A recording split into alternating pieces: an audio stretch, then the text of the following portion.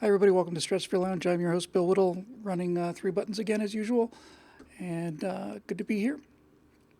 Hope everybody's well. I've got looks like somebody redesigned did a little work on the UStream page. The text box is a little different.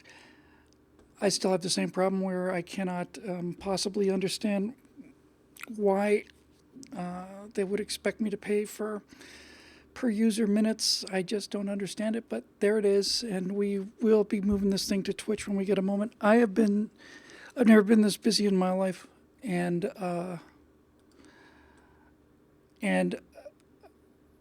was talking with Natasha about this. You know, she gets lost in her work, I get lost in mine, and there are times where it's just I just don't. If I didn't have to sleep, I wouldn't. I would just be working round the clock. There's so much to do. So that's been keeping me busy. Like I said, I have to construct every atom of this thing I'm working on, and to that end, we have taken the first steps of starting a foundation, which I did once before back in 2006 for a flying foundation. But probably take another couple of weeks or so. And from that point, we, not BillWhittle.com, but a new project is going to, related to this Aurora project thing, it's going to have 501c3 status and hopefully be able to go out and raise money a little more easily that way. So that is something I am looking forward to. Other than that, I don't really know if I have much news, honestly. Nothing flies to mind. I think they just saw on the Facebook page the Star Wars right angles up. I'm going to try and write, if I can. I just can't believe I have the time to breathe anymore, honestly. I'm going to try and do a Star Wars firewall. And it's going to be about, just briefly, they're saying that Solo's opening numbers have been so terrible because there's just too much Star Wars. Oh, Star Wars is too much. The fans can't take this much Star Wars. We have to give them less. That's why this movie did so poorly.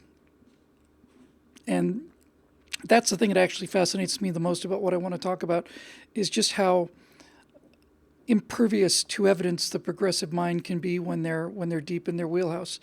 So if you were paying attention, and I was, and you would think that Disney would be, although I understand why they wouldn't want to be, the Star Wars fan, and obviously I'm a Trek guy, but I know my Star Wars a little bit. I certainly spend a lot of time looking at these kind of videos, trying to keep a read on what people who are going to inherit the country are actually thinking, rather than, those that are going to be vacating the premises a little sooner than that. So anyway, there's just a widespread, informal, passionately held boycott of Solo. And I thought Solo was going to be much, much worse than it is. Suffers principally from the fact that I don't particularly like the guy who plays Han Solo, and he doesn't remind me of Han Solo in any way. And I think you have an obligation to do that, There's a guy out there, if I was had a producer, I would have had this ready. I certainly included in the firewall. There's a guy out there who, young actor who it's like 7 years ago, did this really spot on impression of Harrison Ford as Han Solo in the cantina. And you don't want to impersonate Harrison Ford, but you need to suggest him, right? You have to give us something to tell us, yeah, this is the guy you're so familiar with. Otherwise, just call it Dirk Lingdom, a Star Wars story, and give us a whole new character. If you're going to call it Han Solo, you got to give us something about Han Solo. I have a couple of other criticisms about the movie, but as people are pointing out in the comments here, Han Solo is probably the least social justice warrior of the bunch, but it suffered from the blowback on Episode 8, which is despised by people. Now, again, I always a Star Trek fan, and I like Star Trek, and when I was a kid, I liked Star Trek a lot, and I've always liked Star Trek. I mean, look at this office behind me and stuff. But I never considered Star Trek my religion. There are people that consider Star Wars their religion, and Natasha will testify to this. We were watching the movie in the theater a couple nights ago, and grown men in their mid to late 30s were just making sounds like 6-year-olds, just incredible. So I trying to start this by saying that I believe Star Wars has affected people much more than Star Trek affected me, and Star Trek affected me a lot, and so did Lost in Space, for that matter. So if you go out there and look at there is a political point to this, why I'm bringing it up here and why I'm going to do a video about this. It takes a lot to ruin the most popular franchise in the world, entertainment-wise anyway. You got to work at it over time. And certainly Lucas and Disney have been working at it over time. They've been working at it since probably, was it 1983 when Return of the Jedi came out? They've been working at destroying this thing from the beginning, which brings up another interesting question, which I'll probably just spend a few moments talking about, and that is who actually owns Star Wars. Because during the years after the original trilogy and before the prequels, which were appalling, although Episode 8 made them look like masterpieces, during that time, especially if you watch the Red Letter Media reviews of Phantom Menace, Attack of the Clones, and Revenge of the Sith, that's the best thing I've ever seen on the internet. It is without question those 3 Mr. Plinkett reviews, which are odd. But if you have not seen the 3 Star Wars reviews, I think they're like 8 pieces long. They're as long as the movie movies were. And they're absolutely brilliant. They're pretty funny, but they're absolutely brilliant. And I have to tell you that the guy who does this is putting the whole thing in this kind of is just sort of a weird sort of a loner pervert guy, who's got bodies down in the basement and stuff. And okay, I mean, Mystery Science Theater had to have a frame around it too. What's wrong with your face? But they're brilliant, and they're not brilliant just because they're funny. They're brilliant because the guy who does them, and I've forgotten his name, it'll show up in a second. And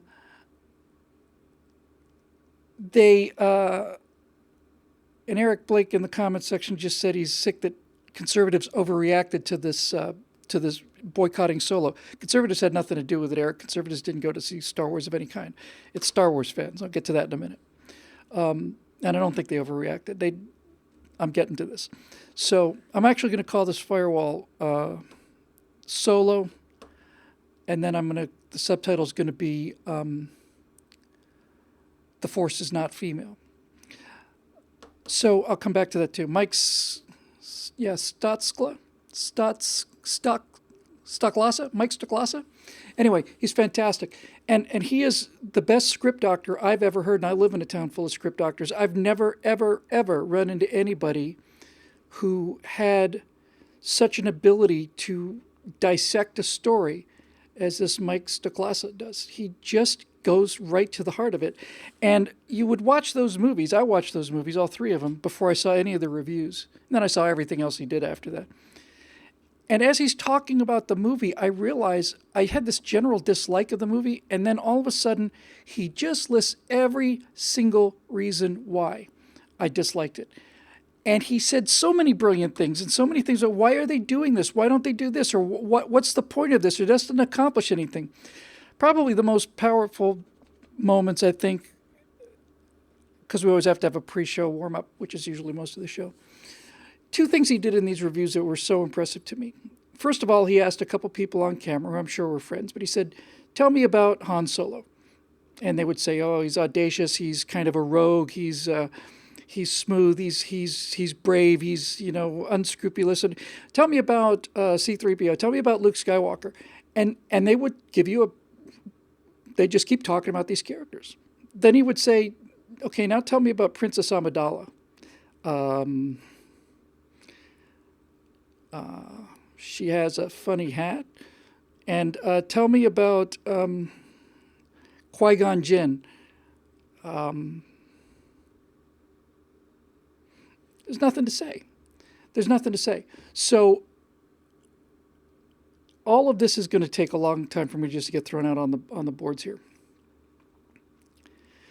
But the problem with Star Wars is that Star Wars blew the world away. I saw Star Wars on the roof of a station wagon at a drive-in theater in 1977, and I could not believe it. I couldn't believe it. And everybody was saying at the time, all the critics, everybody, the whole culture was just buzzing when Star Wars first hit the scene. And everybody was saying it's so much fun. It's just fun. There's nothing to it but fun. It's not complicated. It's not a big story. It's just fun. It's a good time. It's fun. And that's exactly it. And they managed to take the fun out of it. So that was one of the things he did that was so powerful. And I think the most powerful thing he did in all three of those reviews was he said, okay, let's do this. We'll run a split screen, and we're going to play the first minute of the first Star Wars movie, which was A New Hope. And on the other side of the screen, we're going to play the first few minutes of The Phantom Menace. And as you watch these things playing, he's pointing out to you, he says, instantly, I'm just going to call it Star Wars. I don't care to call it A New Hope. It's what I called it, was Star Wars. He says, in Star Wars, instantly, you've got this shot, you've got somebody retreating, you've got something shooting after it, you see this reversal, there's this giant thing coming after it, and as the Star Destroyer goes over your head, you are instantly filled with the size and the power of the Empire, and then there's this tiny little ship trying to get away, and inside the ship are real humans with real faces, and he's pointing out all the action, and at the corresponding moments in Phantom Menace, there are people sitting around a table literally drinking tea, the Trade Federation seems to be good. I can't even remember. I can't even make up funny dialogue about it because it's so unmemorable. Here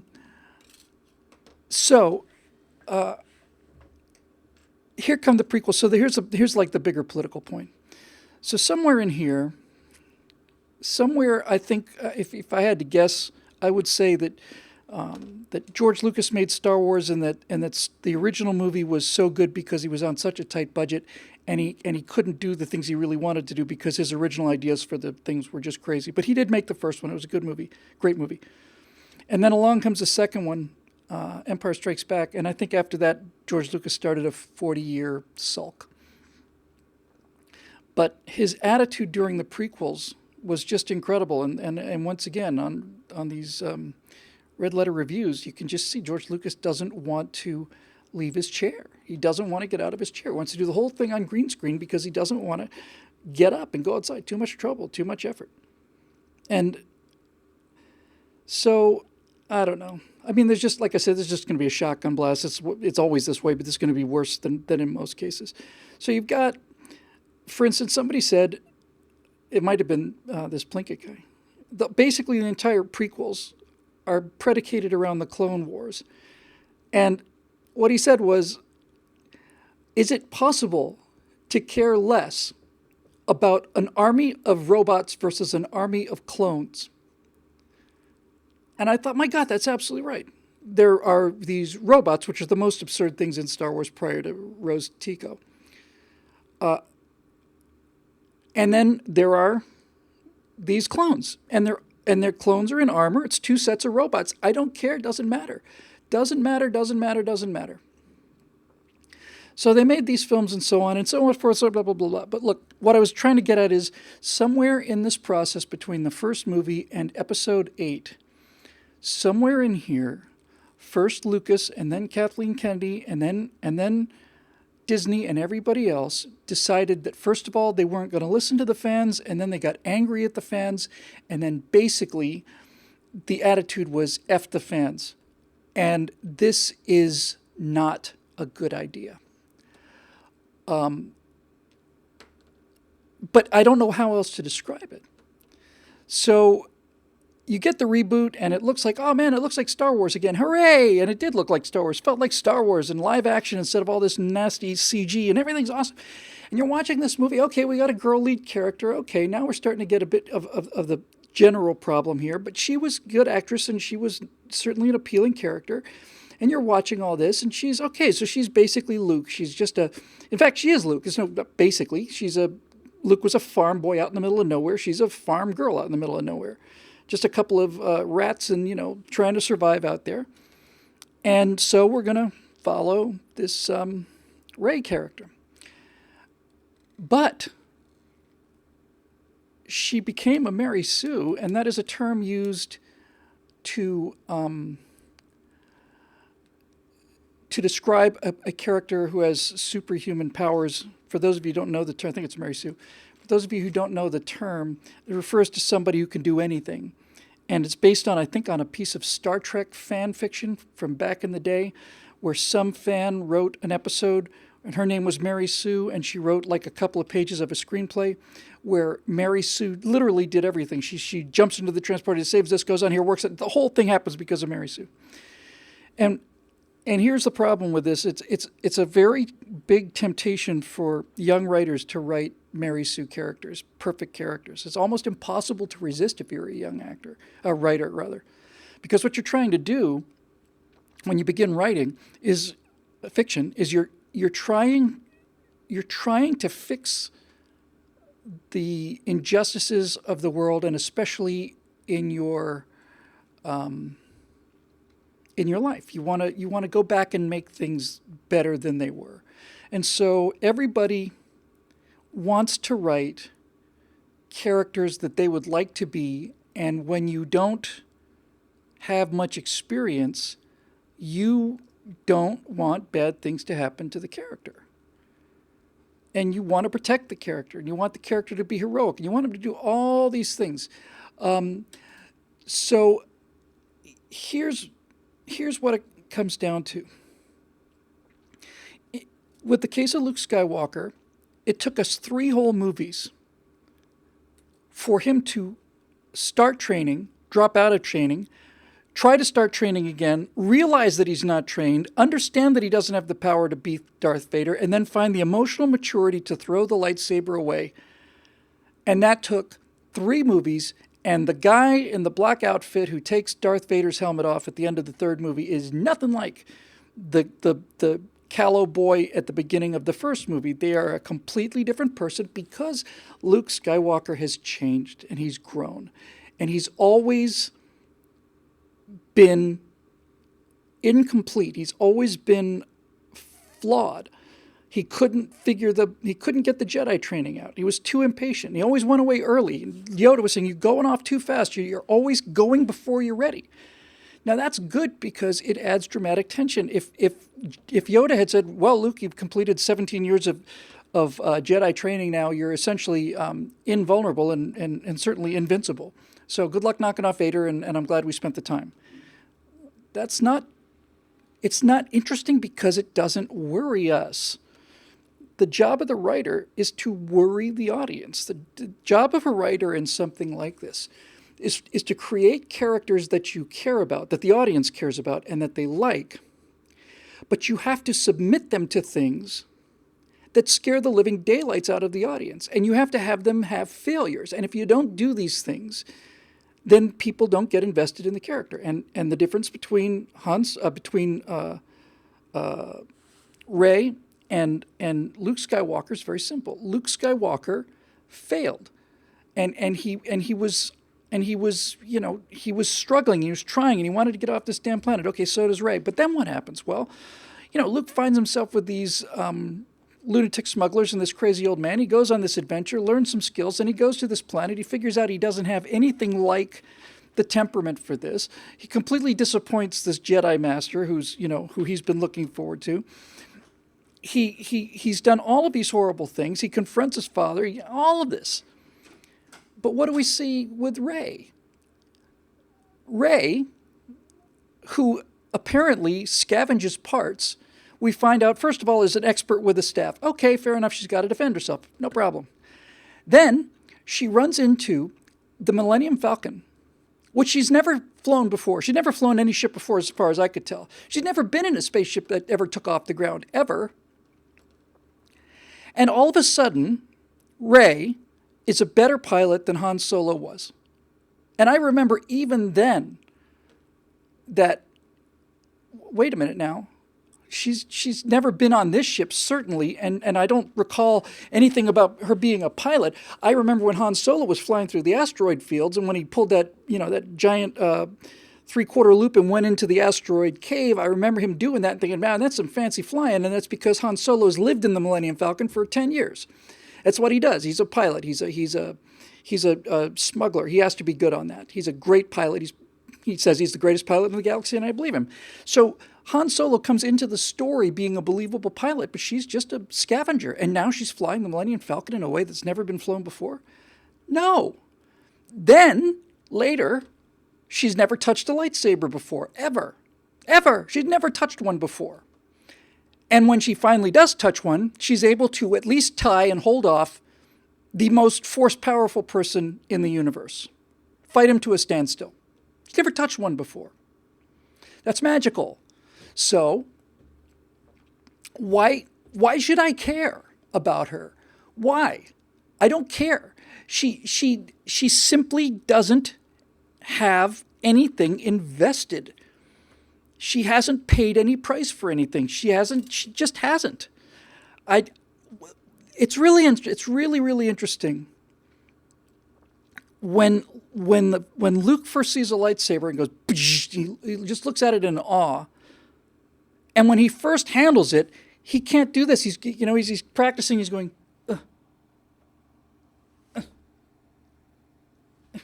In other words, he's learning how to do the things he's going to have to do, which means that he starts off in a worse place than when he ends up. He has to grow. He has to learn. He has to develop his skills. She picks it up, and all of a sudden, she's just fighting off the leader of the New Order. So I don't care. I don't care. Okay, so you're magical. Fantastic. That's great. You're the greatest pilot that ever lived in the galaxy. You're the greatest lightsaber master ever lived in the galaxy. Luke Skywalker, under the training of the greatest Jedi master of all time, spends months, presumably, weeks certainly, trying to figure out how to raise a simple rock off the ground. And this woman's instantly able to do whatever she needs to do with the Force. It's ridiculous. It's just terrible. It's terrible. It's bad, bad, bad writing. So speaking of bad writing, here's where it really, you really begin to realize where they went off the rails. We find out many years later that when George Lucas wrote, or was at least directing the production of Return of the Jedi with the Ewoks, that was the first mistake they made, by the way, was the Ewoks. If you really want to go back, look at the Star Wars timeline, the first real mistake they made was the Ewoks. That was supposed to be the Wookiee planet, but they decided, no, if we make them little cuddly teddy bears, we'll sell more toys than we would if we made them into Wookiees. And this is one point of all the things that the guy, Mr. Plinkett, said in his reviews. This is the one thing he got so right that I almost tattooed it on my arm. He was talking about the decision to make the first movie about a small boy. And he said the reason they did it was because it had become so popular with children that little boys wanted somebody to identify with. And then he said the greatest sentence I have ever heard, I think, regarding writing. He said, but imagination doesn't work that way. And he's absolutely right. He's absolutely right. Imagination doesn't work that way. If you're an 8-year-old kid, you don't want to pretend to be a 6-year-old kid. If you're an 8-year-old kid, you want to be Han Solo. You want to be Luke Skywalker. You want to be an adult. Imagination only works upward. It never works down, ever. You can want to be somebody with more power than you, but you never want to be somebody younger than you, less than you.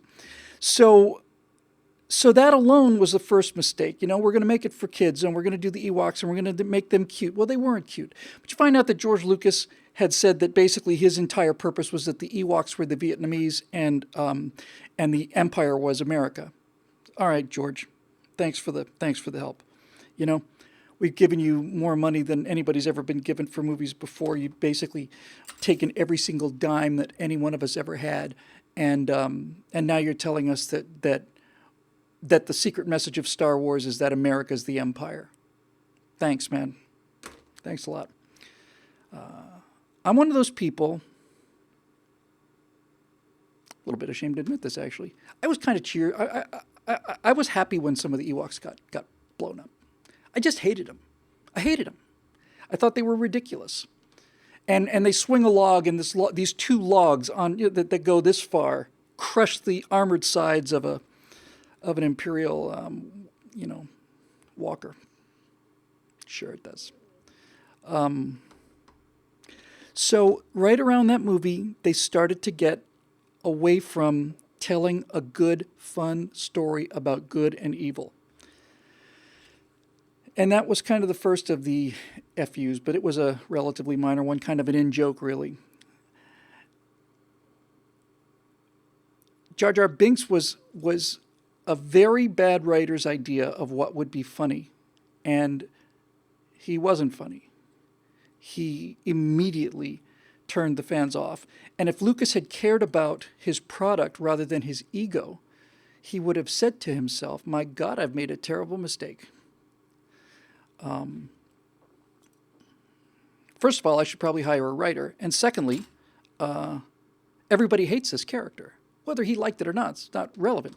Everybody hates him. He's not funny. He's not interesting. He's just plain annoying.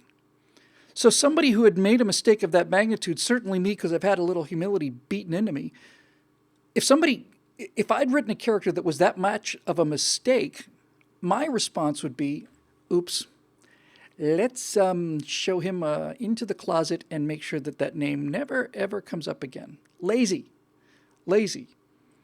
And of all the things they did that are just lazy, is this midichlorians thing. How are we going to show that this young boy has the most powerful force presence we've ever met? Well, there's got to be a couple of ways you could do that. Just one that pops to mind, George, would be, what if you show a scene where something's about to fall on his head from behind? And as he turns around and sees this thing, instantly this thing is smashed against the wall. Whoa now. Yeah, he just responded. He couldn't control it. He's had this ability all his life. He can't control it. He's not old enough. He doesn't have the emotional maturity. But under pressure, the force comes alive. And you say, wow, that guy's, well, this is really something. But no, we're going to give him a little blood test. And you find out, oh, you've got the magic pixie dust in your veins that other people don't have, which means that you get to be a Jedi, but nobody else does. And see, this again is why I'm interested in this. I'm interested in it from the progressive point of view of politics, and I'm interested in it as a writer. Having them test the blood for midichlorians was just plain lazy. He wanted to telegraph to the audience, beep, beep, beep, beep, beep, beep, beep, beep. This terrible acting kid here with the funny haircut, beep, beep, that nobody likes, beep, beep, beep, beep, is the most powerful creature in the world. Beep, beep, beep, beep, beep, beep. How do we know? Because on this little test of his blood, we've got a number that's off the charts. Well then, okay. So, by doing that, see, this is what I mean when I say lazy. Lazy doesn't just mean I'm not going to go to the trouble of thinking it through. It means that, and it means I don't care. I just want something to get me through this next plot point. But what he did was, with those midichlorians, with the idea that your ability to command the Force is predicated on what's in your blood at birth, it is literally a genetic trait of some kind. What you've done there, George, is you've not shown that this little Anakin is the most force-powerful person in the world. What you've done is you've told everybody watching the movie that they cannot be a Jedi Knight. And that's why people love Star Wars, because they want to be Jedi Knights. They want to be Jedi Knights or they want to be smugglers. And you just plain locked them out of it with this nonsense. Nonsense. For nothing. Never came up again. So there was a lot of fan blowback to this first episode, and Lucas could have said, wow, you know what, I really messed this up, and this was the most anticipated movie, I'll say, of all time. I mean, it was 10 years, 15 years went by. I was waiting for the first of the prequels like crazy, and I just like, this is terrible, it's terrible. So He could have basically said, whoops, but he didn't. He doubled down. So now we're going to make Jar Jar Binks into a senator, and we're going to do all of these things through the second horrendous movie and then the third horrendous movie, and he's literally, no. So at some point, George Lucas went to war against the fans, and there's a great documentary out there called, The People versus George Lucas, I think it's a documentary. It gets into some detail about how upset people were about this, and this is before any of the reboot of the third trilogy happened.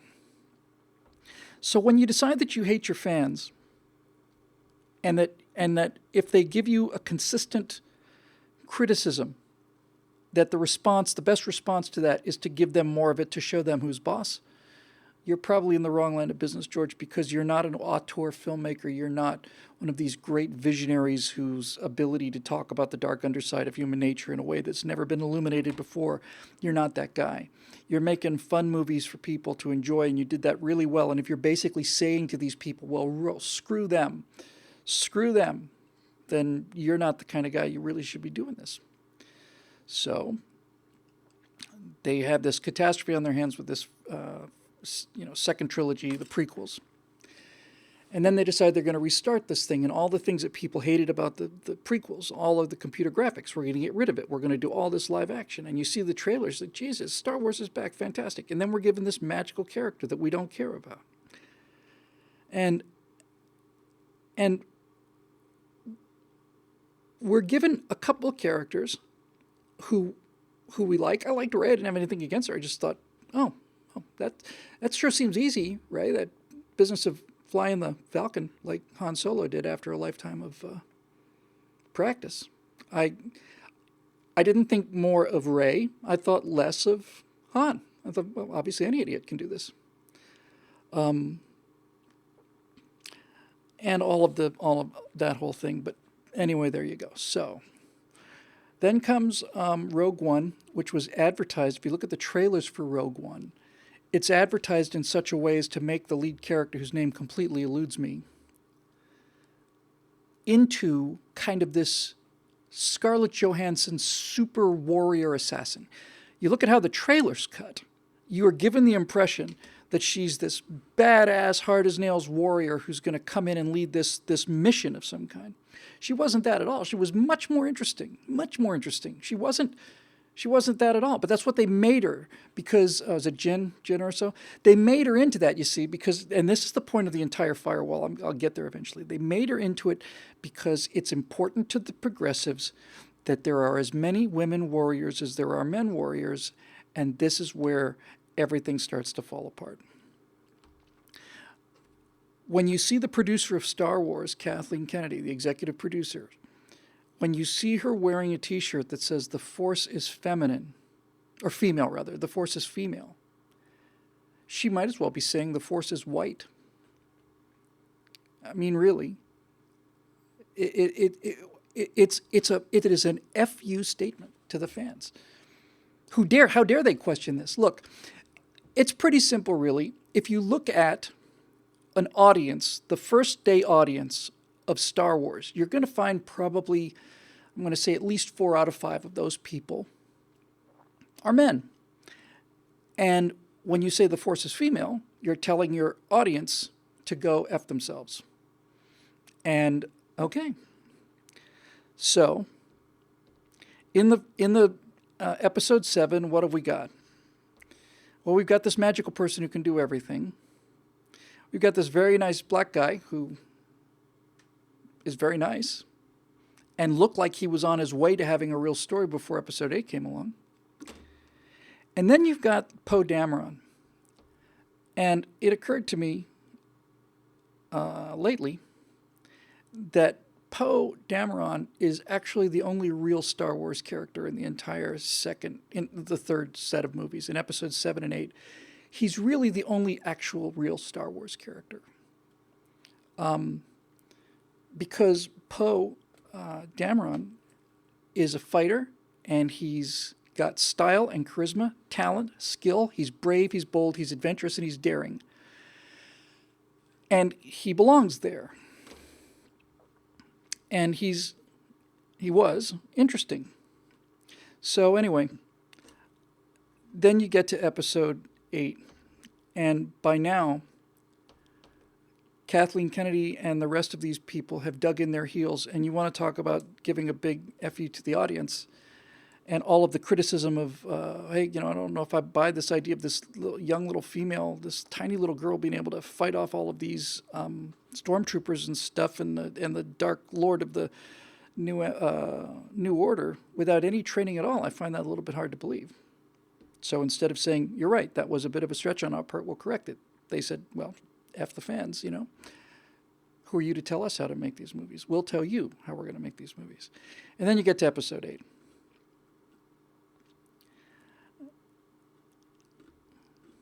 The Last Jedi, here's what I actually think about this. In order to get Mark Hamill to play Luke Skywalker as a broken-hearted old man, Disney had to turn Mark Hamill into a broken-hearted old man. It's almost like the producer and the director of Episode 8 had to destroy Mark Hamill, not Luke Skywalker, had to destroy Mark Hamill as a person in order to get what they wanted out of Luke Skywalker. They had to destroy the actor. And there are scores, maybe hundreds. There's certainly hundreds of videos. But you can see Mark Hamill after the movie's shot, but before it's released.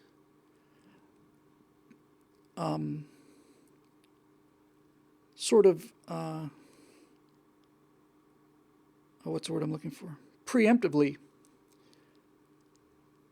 attacking what they made him do.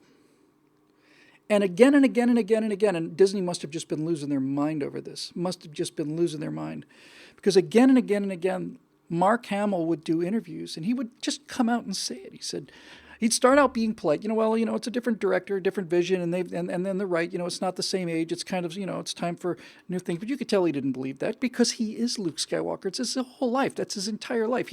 Luke Skywalker is like Captain Kirk. He's one of 2 or 3 iconic characters of our culture. He's not just a movie character. He's kind of like Orpheus or some other mythological character. He's part of the mythology of our age, and he has a sense of ownership towards that character, because he didn't create him, but he certainly fleshed him out. And Mark Hamill became a much better actor over the time he was playing Luke Skywalker as well. So you would see him on these interviews almost pleading with the people who he was interviewing with, saying, Luke would never give up. He wouldn't give up. Luke was an optimist. Luke was the one who Luke believed in Darth Vader, for God's sakes. Luke believed enough in Darth Vader to drop his weapon. He always saw the best in people. He always believed in the best in people. He was an optimist. He was an optimist, an optimist, an optimist. And he kept saying it again and again and again. And now he's going to be living on this island, bitter, and just this angry old man who has no meaning, has no relevance, isn't redeemed, He's not saved in the same way that Darth Vader is saved. Luke saves his father because he believes in his father. I don't know that anybody's saved Luke. He just disappears into thin air.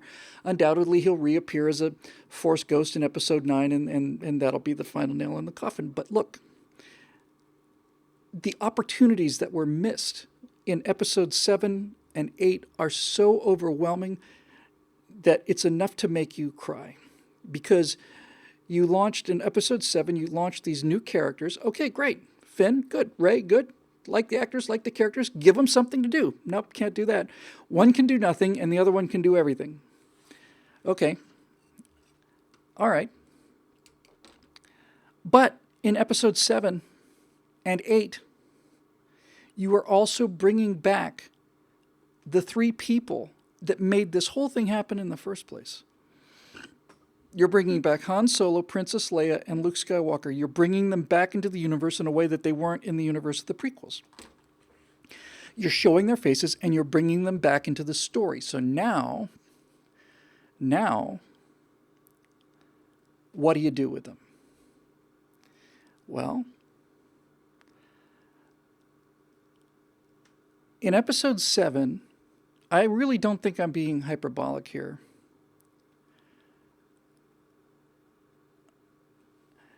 In episode 7, J.J. Abrams and Kathleen Kennedy took what might be the single most iconic character of our age. Certainly he's one of the top 3. You took again, make a fairly compelling case. You took the best loved character in the entire pop culture. In the entire pop culture.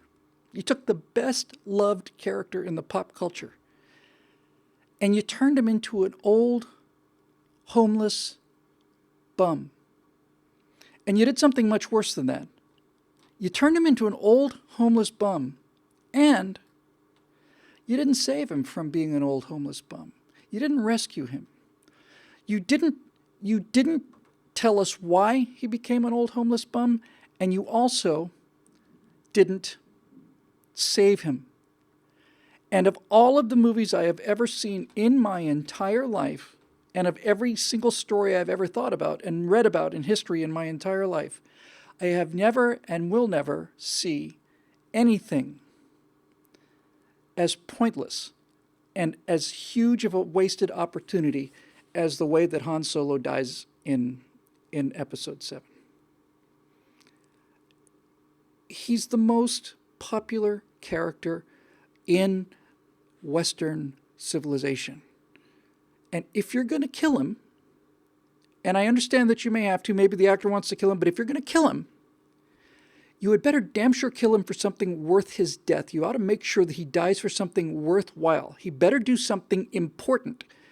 Not necessarily heroic, that's probably a pretty good way to go, but he's got to do so. It's got to mean something. It's got to be about something important. When he fell into that pit, I thought, okay, he's going to come back. They're going to pull a kind of a, he'll be clinging onto the bottom of the thing like Luke was in Empire Strikes Back. Surely, it can't be that Han Solo has been run through by some goth punk in the middle of Death Star 2 and simply falls away to his death for no reason. That can't be possible. It can't be. But it was. It was. If you look at that episode 7,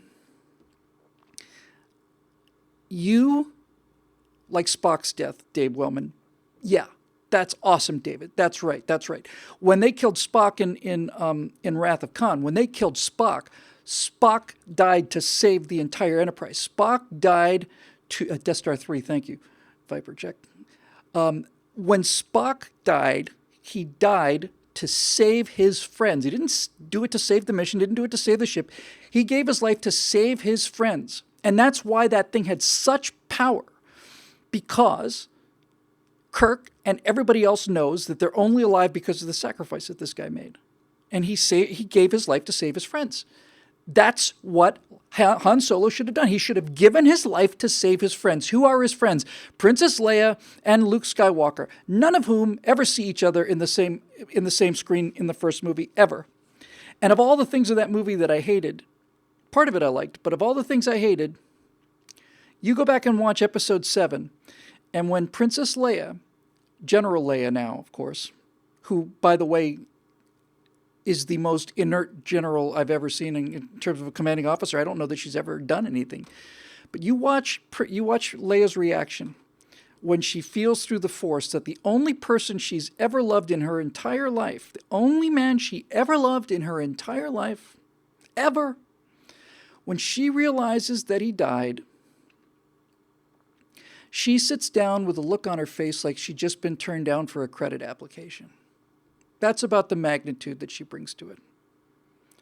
Now, I understand Carrie Fisher had so much surgery that maybe she just simply couldn't move her face anymore. And I could not connect the person in that movie or episode 8 to the Princess Leia of the movies. I just couldn't connect the two. I could see Mark Hamill looks like a really old Luke Skywalker, and Harrison Ford looks like a really old Han Solo. But Carrie Fisher didn't look anything like Princess Leia. But put that aside for a minute. What happens? She sits down.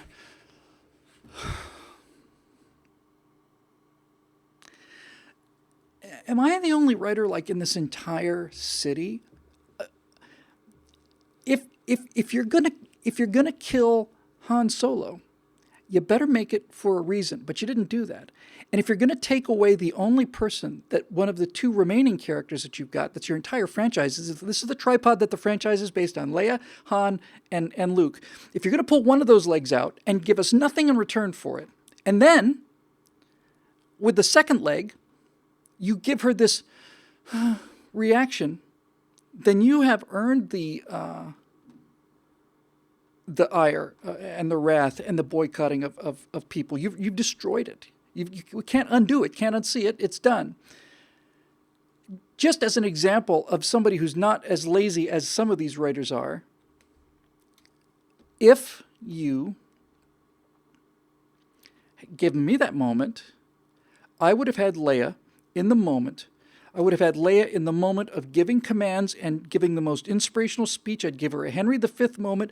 I'd have her up there getting everybody fired up on what we're going to do, how we're going to do it. And then in the middle of a sentence, I would have her stop as if she was having a heart attack and collapse to the ground. And I'd have her start sobbing. Sobbing. Because as an audience member, that would give me a hint, a clue that something important has happened. Here's this person who's fired up, ready to go. She's confident, she's in command, and she gets hit by a bolt of lightning that completely, totally, 100% destroys her. She's on the ground sobbing. She doesn't want to be on the ground sobbing, but she doesn't care. It's not even a question anymore of looking good in front of the troops if she's past all that. This is the most painful thing she's ever had to deal with. It would have been tremendous. Would have been tremendous. No. She sits down like she sat in something wet. And then finally you've got Luke Skywalker. And what does he get to do? He gets to be a cranky old man and then disappear. He didn't even die facing the enemy. When Luke comes out in episode 8 and you see him arrive there, you think, okay, at least Luke Skywalker is going to die to give us something. He's going to die to give us something. So he goes out there and he, fights with Kylo Ren and all the rest of it. And then we find out that instead of becoming the exact same thing that Obi-Wan Kenobi was, you become a Force ghost, you surrender your life in order to become more powerful. He didn't do that. It was all an illusion, you see. It was just like he wasn't even there. See, it's all a trick. You didn't kill me. I'm still alive. I'm going to evaporate in a few moments. So it's not like I'm going to be useful again, but I wasn't really there, so it didn't really require any courage. And since it didn't really require any courage, then what the hell do we get out of it? Nothing. Nothing. If you had Luke come out there and they had told me, same dialogue, same crappy dialogue, if it had been really Luke Skywalker who walked out there and Kylo Ren said, I want every single weapon trained on that guy, and they put all of those blasters in there, and then you found out that Luke was still in there, I would have believed it, because I would have believed that Luke Skywalker had, during his time on the island, become so powerful that I would have no problem with it. And when he died, it would be the same kind of act of sacrifice as with Obi-Wan. And you would have had an emotional reaction. But they cheat you of that. They cheat you of it. They steal it away from you. They take it. Nope, gone. You don't get that either. He's actually still alive. See, he wasn't out there facing danger. He was sitting on a rock, safe someplace. Whole thing's a big gag, big illusion. So now you've destroyed the third leg of the tripod that holds up this entire idea of what Star Wars was and is, or was. And then just to wrap this up slowly, now we'll talk a little bit about the political correctness in episode 8. Eric, you're trying too hard, man. He gave the resistance time to escape. Okay. But he didn't buy the resistance time to escape by giving up his life or facing this thing. He bought the resistance time to escape by making a projection, by a show of force, by a little magic trick. No, it's terrible. It's awful. There's no getting around it. It's awful. They took it away from you. They stole it, and it's gone. That's exactly right. Dave Wellman's got it exactly right. The people in charge of Star Wars hate Star Wars. Now here we get into the part of it where it's really, really, really unbearable. When you get to episode 8, all of the sins that I've already laid out are there. Don't you think it would have been nicer? It's not my thought, it's Mark Hamill's thought. Wouldn't it have been better if Luke Skywalker had been there when Han died? Or at the very least, we saw his reaction to it? We didn't even see his reaction. Where's Han? We didn't even get to see his reaction. They won't even show us him being sad about it. Where's Han? Cut. Oh, he died. Now back to Rose Tico on the casino planet. The important stuff. Where's my best friend in the history of the world that I saved the galaxy with together? And now we've watched everything go to hell. Where's he? Oh, he died. Well, that's a shame. Okay, anyway, back to the green milk from the water slugs or whatever these things were. It's appalling. It's appalling. It's unbelievable. It's simply beyond my ability to understand how this could be this awful. And now we get into the whole Rose Tico, somebody tell me what Laura Dern's character's name's going to be, because I did not buy the Rose Tico action figure or the Laura Dern action figure. So now let's look at this kind of SJW thing on episode 8. Now that we've just basically talked about how the entire structure of the Star Wars universe is gone, and that everything that we learned about it is gone, that you don't need any training to use the Force, you just have to be born lucky. And that that long friendships and things like this, when people that you care about more than anything else in the world die, then that's unfortunate, too bad. It's like I said, it's like a bad credit score report. And then you also find out that all of these things that you took as religion, there are tens of thousands, probably hundreds of thousands, maybe even more than that, probably millions of people whose actual official religion is Jedi. They put it down on government forms, Jedi. They looked at this whole idea of the Jedi Knight as something serious. They took it seriously. And the idea that there'd be an order of people of all different races and colors and sizes committed to the good, and 1,000 generations of tradition behind it and learning, we find that even that idea of treating the Jedi Order as a religion is actually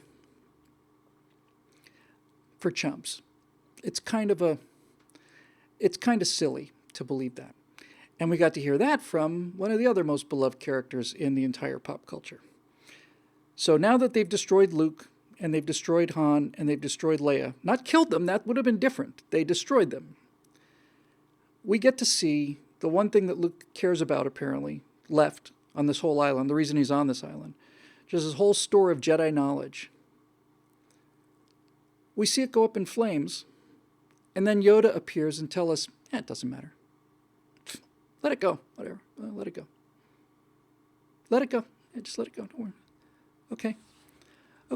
So, first of all, I don't believe it. I just don't. I don't believe it. And secondly, it makes Luke look like an idiot. It makes Rey look like an idiot. But more importantly, it makes the millions of people that call themselves Jedis look like idiots. Because they actually believed in this stuff. But the director didn't, and neither did the producer. And they're going to show us a new Star Wars, you see. They're not going to give us another episode of Star Wars. They're going to give us the anti-Star Wars. They're going to take everything that people loved about Star Wars, and they're going to turn it on its head.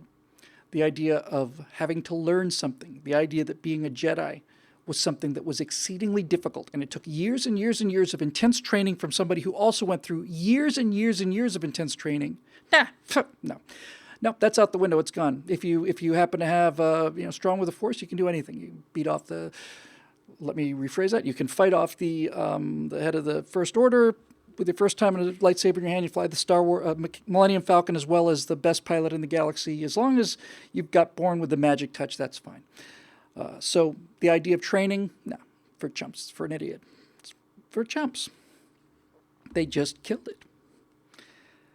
And speaking of killing things and destroying the Star Wars universe, one of the things to my surprise is the vitriol and the vehement hatred for using that ship going into light speed as a weapon.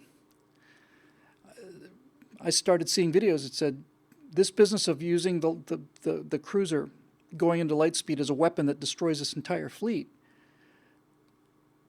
is the end of the Star Wars universe as we understand it. Because, as somebody said, well, why don't we just take a 100-ton rock and put a light speed hyperlight engine on the back and launch 50 of them at the fleet? Nobody's ever thought of that before, I guess, huh?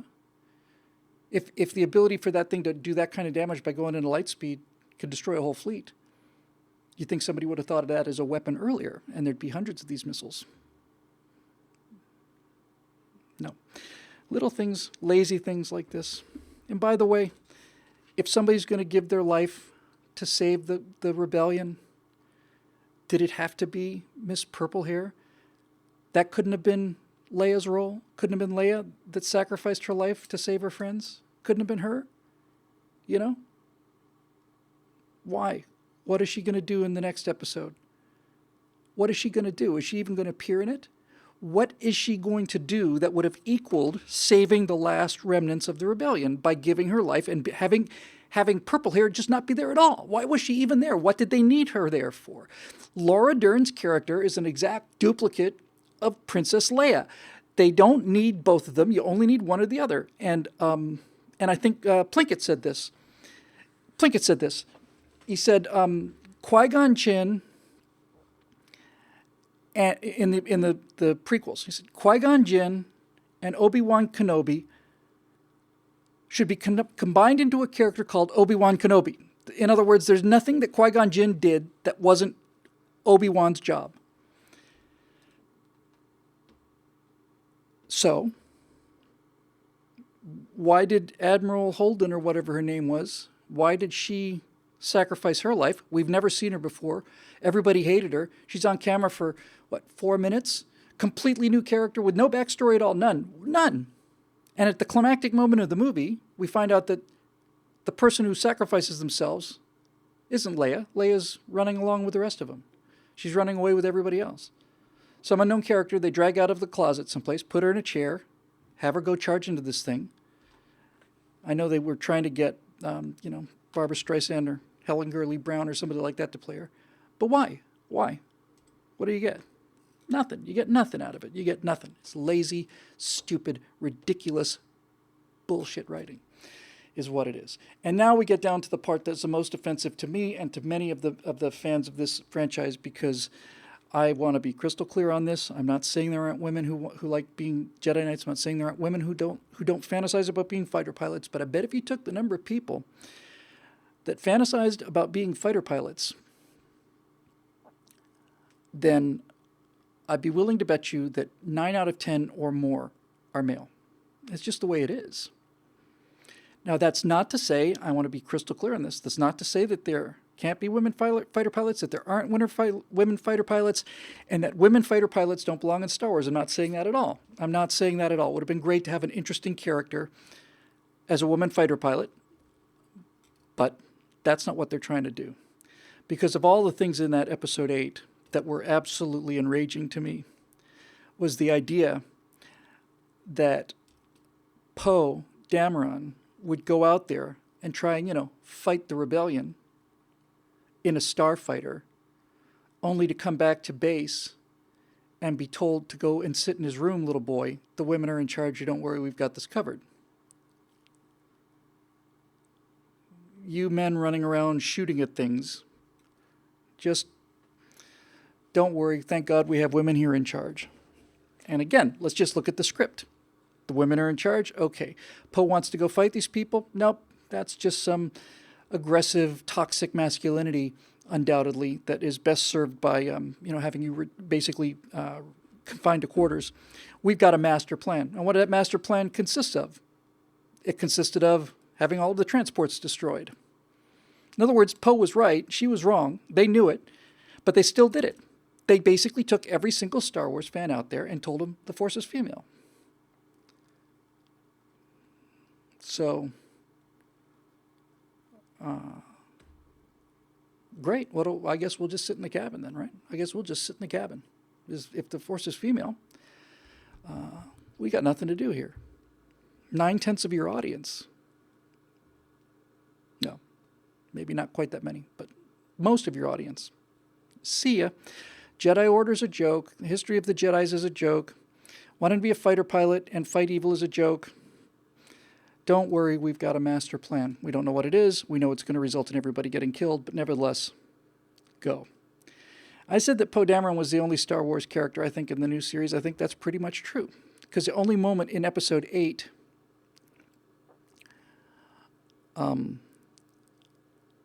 only moments in Episode 8 that felt like Star Wars was when he was in his X-Wing. By the way, I know I said a lot of bad things about Episode 7, but in Episode 7, when you saw those X-Wings on the deck of the water, they're 2 or 3 feet above the deck, and they're coming in at full speed, and you basically see them put those foils into attack position, and you see X-Wing fighters coming in on the deck, coming into the fight. I about cried. I think I actually did cry, come to think of it. I just thought it was the most beautiful thing I've ever seen. It was like watching Spitfires going up against German bombers. That's what the whole goddamn freaking movie's about. It's what the entire franchise is about that moment. It's about that moment, you idiots. It's not about anything else. It's not about lecturing us about what the correct ratio of men to women in positions of command authority should be. It's not about any of that. It's about TIE fighters riding up into the sky, outnumbered 40-1, trying to save goodness from evil. That's Star Wars. That's what it is. It's nothing more than that. That's it. That's all. And that's enough. It's everything. It's everything. It's everything. That's it. And to destroy that, again, they didn't just kill him. If they'd killed him, that would be one thing. They didn't kill him. They destroyed it. They destroyed the idea. Please. Poe, go to your room. Go to your room. We've got this all figured out. I suspect that Poe Dameron probably wanted to get in his X-Wing fighter and find a way to put a photon torpedo down inside the vent of that giant dreadnought that was coming after him. That's what I thought he would have done. But no, that's toxic masculinity. Who needs that kind of actual action when you can have an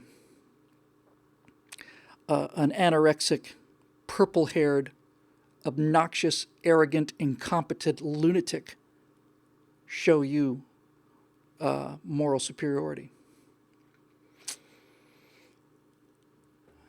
And that brings us to the greatest of all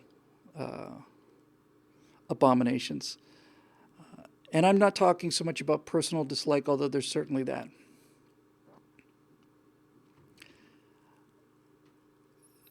Rose Tico is the Wesley Crusher of the Star Wars franchise. Rose Tico makes Jar Jar Fett look like Jar Jar Binks look like Boba Fett. Rose Tico is it's not just a worthless character. It's beyond any understanding. She's not just an appendix. She's not just an appendix. Because if she was just an appendix, she'd be wasting time. She is an anti-plot device. She is a device designed to destroy a plot. And let me tell you, just as a writer, how she destroys the plot. We have been willing to take the assumption that the old tripod, Luke, Han, and Leia, is going to be replaced by the new tripod, which is Rey, Finn, and Poe. Okay, good. Got it. I understand. Well, except that we're not going to give you anything for any one of those three characters. We're simply going to just dump them in the garbage without so much as a thank you, as I've just expressed. And we're also going to destroy Poe, and we're going to destroy Finn too. And the way we're going to destroy Finn is we're going to make this Rose Tico subplot. Rose Tico character, if you look at the script, looks like something that was written on day 84 of a 90-day shoot. Everybody hated this character. Everybody hated her. And so the question is, what does she do? Dramatically, what does she do? You know, guys, I'll tell you the honest truth. It's these racist progressives that make these decisions. But now that I think about it, there's only one reason to have Rose Tico in this movie at all. And the only reason Rose Tico is in the movie is because it gives Disney a reason not to have Finn end up with Rey. The big progressives simply couldn't handle that thought. Am I the only person who's come to this conclusion that it's cowardly of Disney to set up this love relationship and not pay it off one way or another? No. Rose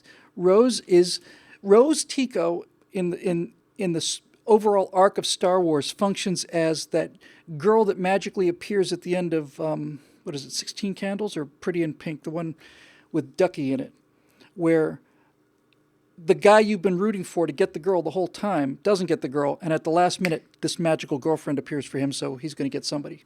That's what it is. They basically simply said, well, we don't want to go there, so now we have to have a love interest for Finn. Wait a minute, we already have a love interest for Finn. Yeah, but I don't know. I don't think anybody would have had any trouble accepting it except for these progressives. So we invent this character.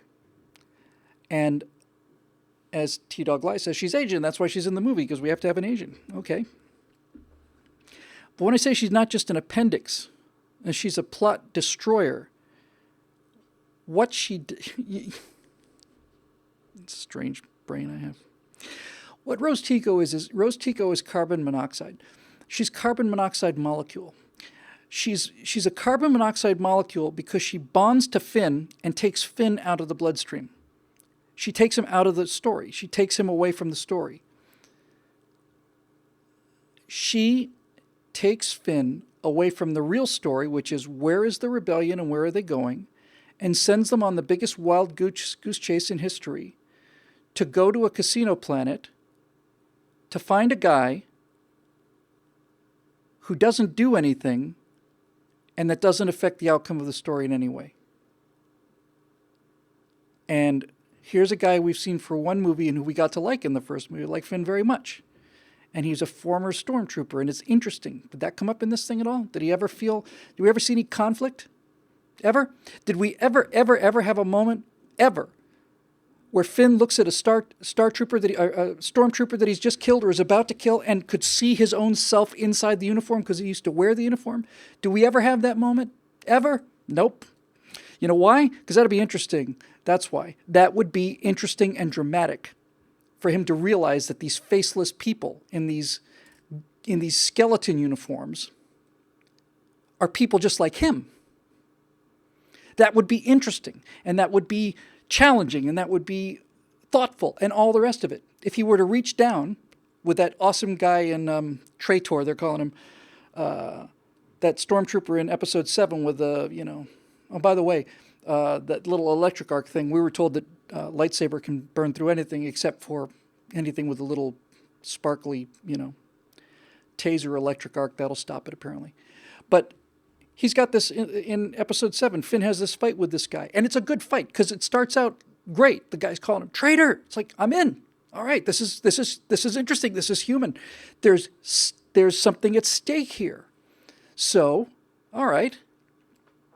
So Poe kills the guy, and then what happens? Nothing. He walks on. If Poe Dameron had killed that guy, and he did, after this big fight, after he called him a traitor, and he pulled off the helmet, and you saw just somebody's face there, anybody, a person's face, a human being's face, then you would start to realize that this whole thing is more complicated than we have given it credit for, because either stormtroopers are people or they're not. And when you made Finn into a stormtrooper, you took the not people off the table. They're no longer robots that can be murdered with impunity. They're actual people. So once you've committed to the fact that they're actual people, you have to then live in that world. And you have to now you have to deal with the fact that all of these white targets that you've been shooting at for the last 40 years, and little sparks exploding on their useless armor, all of those people are real people too. And now we have to deal with that. But no, that would require skill and talent and writing and patience and rewriting and thought and all the rest of the things they don't want to put into it. So Rose Tico is there to make sure that Finn doesn't get Rey as a reward, and she's there to take him out of the story, but mostly she's there so that Kathleen Kennedy and the director, whose name I've forgotten and simply do not remember, could get their social message across, that they could finally get out the giant hammer that would beat the message into the heads of the people. And the message is, women are better military commanders than men are. This macho male toxic masculinity idea of actually wanting to go out and fighting is really just kind of a form of childishness. Human relationships don't mean anything. The history and preserving things like, because the Jedi, look, the Jedi books that burn, that's the Constitution, right? Don't you understand? Don't you see? That's the Constitution. It's the sacred documents. It's the foundation of the entire society. It's the foundation of every good thing that ever happened in the history of the galaxy is because of these documents that created the Jedi Order. The Jedi's protected goodness throughout the galaxy, and I am going to watch the lead Jedi sit down and laugh as it burns. It's like watching Thomas Jefferson sit up and Constitution. You know, there was a time for that. Just let it burn, man. Let it burn. You know, it's time to move on past the Constitution. Let it burn. Nah. You know, F you. Honestly, seriously, guys, just go to hell. You can just go to hell. Honestly. So, Rose Tico is there to also prevent another one of the moments that could have meant something, because they got Finn off to a good start in episode 7. They completely stalled with him in episode 8. You only got 3 movies with this guy that count. You've taken away the middle one. You've taken him away from the movie. He's not even in the movie anymore. He goes someplace and does something nobody cares about, has no effect on the story. So if you're going to do that to Finn, why at least don't you let him give his life to save the rebellion?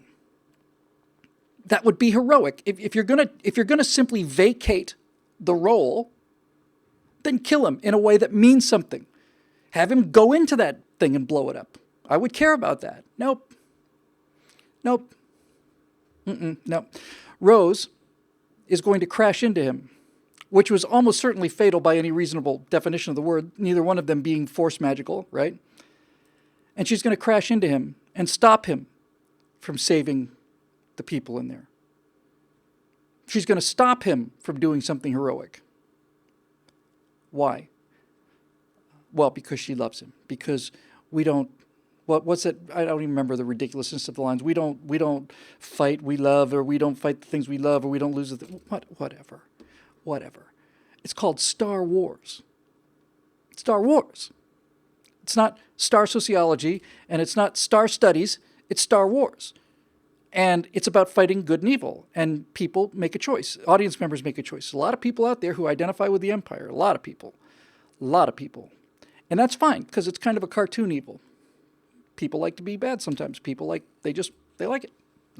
I see a lot more Stormtrooper uniforms than I do Jedi Knight uniforms. But in any event, it's good versus evil. Pick one and go with that one. And then give us a champion, give them a champion, and off we go. The only thing I thought that was interesting about Kylo Ren was his rage. That I liked. When he got so angry that he would just pull out his lightsaber and just start destroying that control room. I like that. I thought, all right, that's interesting. It's different. Yes, that's right. Edward Smith you just got it exactly right. Star Wars is not going to die with a bang. It's going to die with a whimper. It's going to die with a whimper. That's right. So, of all the things in all of the Star Wars movies, of all of them, all of it taken together, all of the outrage, all of the F you to the fans, all of the criticism given by Mr. Plinkett and all the rest of it, all of it. To me, the most offensive moment in all of the Star Wars canon is when Rose says to Finn, looking down on the planet of the rich people, she says, "These are the worst people in the universe." These rich people are the worst people in the universe. They're worse people than Darth Vader, who murdered all those children with a lightsaber. They're worse people than the guys that pulled the trigger on the Death Star 3 that destroyed entire home planet of the rebellion and killed probably trillions of people. They're worse than Kylo Ren. They're worse than the people that killed her sister. They're worse than the people they're running from. They're worse than the people they're fighting against. They're the worst people in the galaxy. The rich people who sell weapons. The worst people in the galaxy. I'm done. I'm done. I'm done with you. You know, it's kind of an odd claim for billionaires to make, isn't it? You know, Simon Says and I got it right on the same time. It's just funny. There's a lot of rich people in Hollywood. Yeah. Yeah. They're the worst people in the galaxy. Really? Well, if they're the worst people in the galaxy, Rose, then why didn't your sister bomb the casino planet? Die doing that? Why did she have to give her life, fighting the third or fourth worst people in the galaxy? Why did she have to do that? What a nothing burger. What an absolute nothing burger. Which finally brings us to Solo. So, much better movie than I thought it would be. Eric Blake's been saying the whole time it's unfair that Solo has to pay for Episode 8, and it is unfair, but it's also necessary. My entire point in starting this whole rant was that the studios think it's because there's too much Star Wars, when I'm saying if you gave people a good movie, you would make $500-600 million a week. If you gave somebody a good movie every week, certainly every month, you'd make your $1 billion 12 times a year instead of once a year. It's not a question of how often you make these movies. It's a question of how often you spit in the face of the people that go to see them. And more people are just simply saying, I'm done with you. I'm done, finished, I'm done. And that's what happened prior to Solo. People basically said, no, not going. I'm not after Episode 8, I'm not going. Not after they mocked the whole Jedi thing, not after they mocked the whole fighter pilot thing, not after they mocked the whole good and evil thing. After they mocked all that, no, you're done. You can have your movie, Kathleen. You're right, the Force is female. Knock yourself out.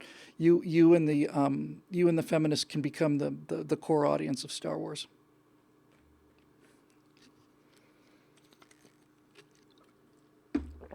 Now, T-Dog Gly says it took us an hour and a half to get to Solo. I agree. And by the way, Eric, you say we punish a good thing we destroy a good thing to punish a bad thing. We didn't know it was a good thing. Nobody knew what it was. And the movie was better than I thought it would be, but it's not a good movie, primarily because of the guy who's playing Han Solo. And also lazy writing. We'll talk about that just real quickly. There's probably a couple of minor spoilers in here, but they'd be spoilers if anybody cared. So since there have been so many missteps already, at this point, it's just completely academic. Nobody cares anymore. You've done it. You've destroyed it. It's gone. So at that point, I think most people just really don't care. So as far as Solo goes, here's the problem. If you're going to give us a new version of an iconic character, I'll grant you that he doesn't have to do an impersonation, and maybe he doesn't even really need to look like him, but you've got to give us something to connect ourselves to him. Otherwise, it might as well be the examples of Dram Dinkelon or whoever, right? If it's going to be Han Solo, you've got to give us something that connects us to Han Solo. And a perfect example of this was in Indiana Jones and the Last Crusade. I don't think that River Phoenix looks particularly like Harrison Ford in any way.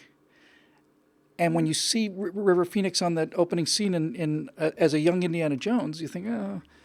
And then there's a couple moments where River Phoenix, and one in particular, where he just makes that face, and the actor was good enough to absolutely capture that mannerism of Harrison Ford's, and then instantly, it's like, that's Indiana Jones, obviously. That's obviously Indiana Jones. I see it now. That they could have done that, but the actor was so badly cast. He didn't look like a young Harrison Ford. He looked like a young Jack Black. He looked like Jack Black. He just didn't look like Harrison Ford. And he has to look a bit like Harrison Ford, because Harrison Ford, I don't know how tall Harrison Ford is in real life, but this guy's, I think, 5'9" or something. And he People would talk about how they had to call in acting coaches. I don't think he was a bad actor. I just think he was a charisma-free actor. He had no. At what point was he Han Solo?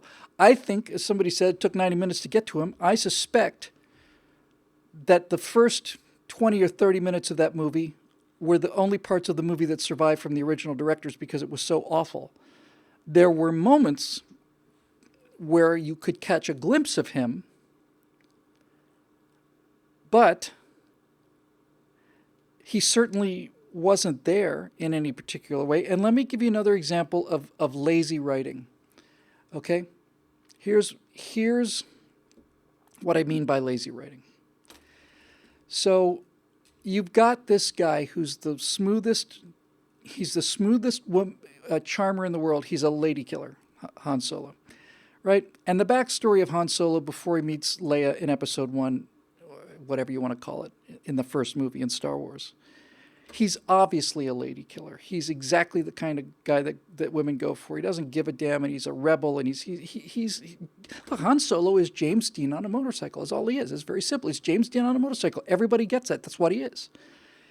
And Han Solo has never been in love before he met Princess Leia. Now, except for the fact that you could have given us in this movie, you could have done something with this character.